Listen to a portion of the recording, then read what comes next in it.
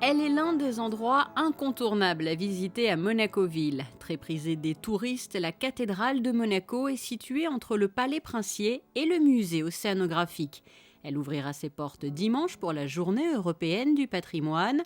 L'occasion pour les personnes de passage, mais aussi pour les monégasques et les résidents, de découvrir ou de redécouvrir ce lieu. Souvent, les gens regardent la cathédrale un peu comme ça, mais ils ne comprennent pas toujours tout. Et je sais que cette année, vous savez, c'est l'année sainte du Jubilé de la Miséricorde.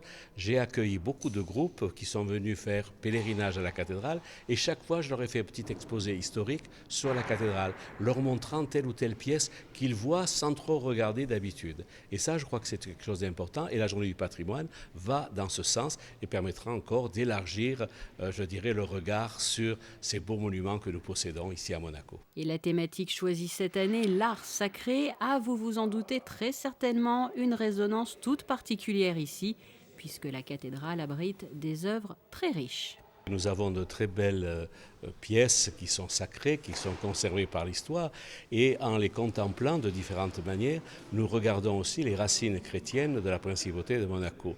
Nous avons des tableaux, des orgues, des reliquaires, nous avons beaucoup de choses qui rappellent le passé et qui en même temps aussi témoignent de la foi de nos anciens. Toutes les églises qui sont à Monaco seront ouvertes ce jour-là et permettront la visite, en particulier, vous savez, la très belle restauration de l'église du Sacré-Cœur, Saint-Charles, Sainte-Dévote, enfin toutes nos églises, Saint-Martin, toutes nos Saint-Nicolas, toutes ces églises-là seront ouvertes, les carmes seront ouvertes à la visite et des personnes compétentes seront là pour accueillir les visiteurs et leur expliquer l'histoire de ces monuments.